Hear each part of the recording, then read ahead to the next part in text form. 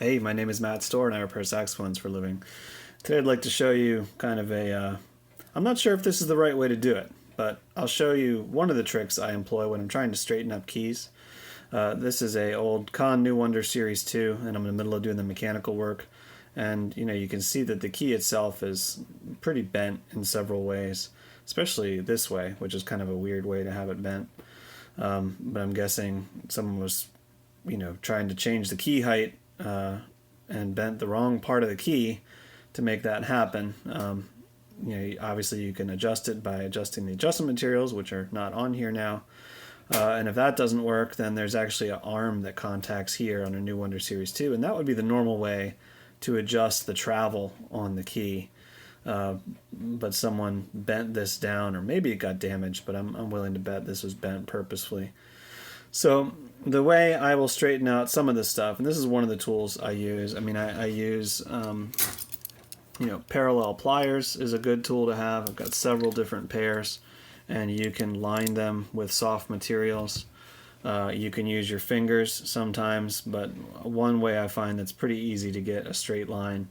And you can see that I've removed the spring here, and I've got the rod tight in the hinge tube here. I actually swedged one side of it, which I need to do anyways, but I just did that specifically to hold that rod in there because I don't want to bend this by accident. So that gives it some more rigidity rather than having a hollow tube here. But one of the tools I use when I'm trying to straighten stuff out is a crappy Machinist Vise. This is one that I got.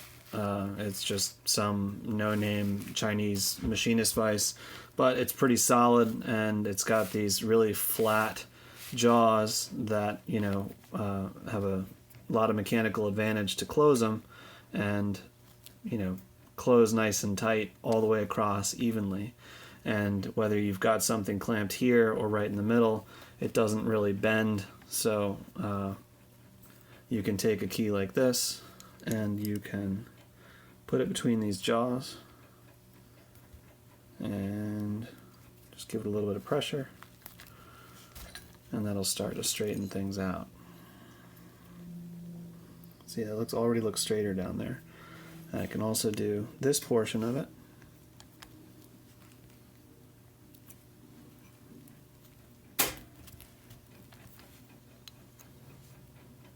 Not nice? Nice and straight now, huh? Now, I've got a bit of a bend around the hinge tube. So the way I will do that, and I'll do this later off camera, is I'll take my parallel pliers. I'll probably clamp it in, like right here, clamp this part in, and put some cork or something in the jaws of my parallel pliers. And when this is mounted up here, I will bend that, okay? And I put stuff on the jaws of the parallel pliers so I don't mar it, although this key is already pretty chunked up from the past. Now also, you should be able to, in a lot of cases, at least put one straight line onto a key that's been bent like this. A lot of times, I actually did this one earlier. This key had like a really bad bow in it, and straightened that up pretty easy. So we will take this and put it in here sideways, and let's see if I can do it like this so you guys can see it more. And we don't want to put a ton of pressure on it because that top part of it is a sharp point, and if I crank down real hard then I'm going to flatten it. But we do a little bit and it straightens that right out. See, that's a lot better. Now I'm going to do this side just by itself.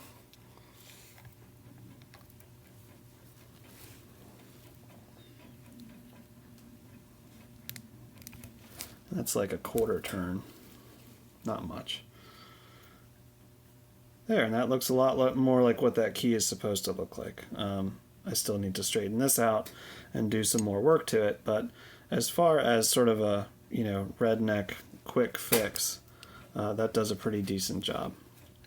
And you know what, I guess as long as we've got it on camera, why don't I'll go ahead and put some material on these jaws real quick, and we'll go ahead and straighten this top part out.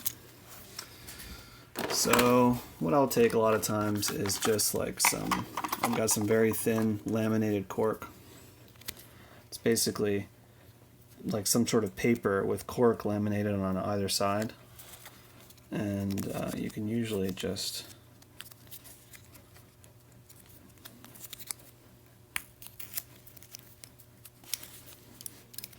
this is a little sloppier than I normally do, but I'm trying to show you guys. Well, you know what I'll do? I'll go ahead and stop this, edit this video, and show you in a sec the real way. So I have put some laminated cork onto the jaws of my pliers.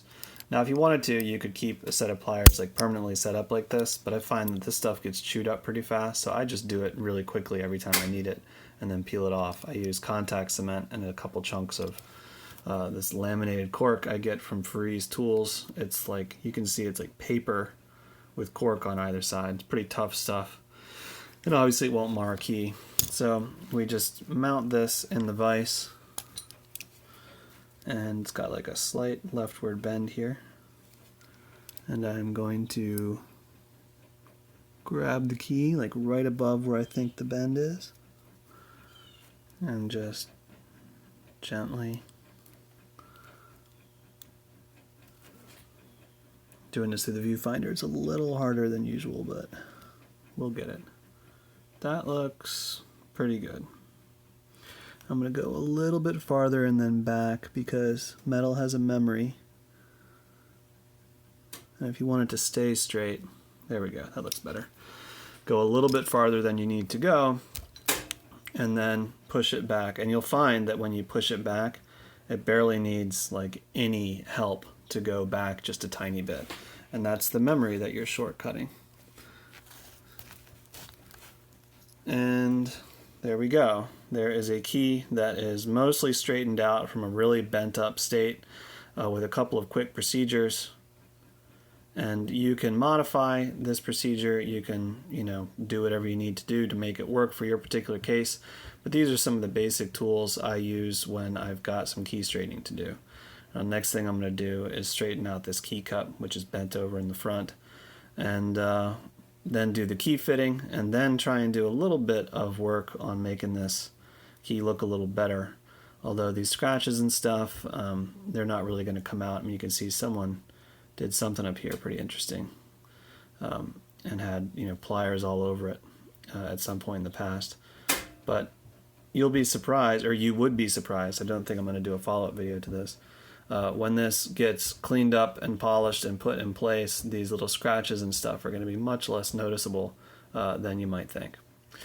Well, thanks for watching. My name is Matt Stohrer. I repair saxophones for a living. I hope you found this helpful, useful, informative. If you've got any questions, please feel free to ask in the comments. And again, I'm not certain that this is like an agreed upon, accepted method to do this.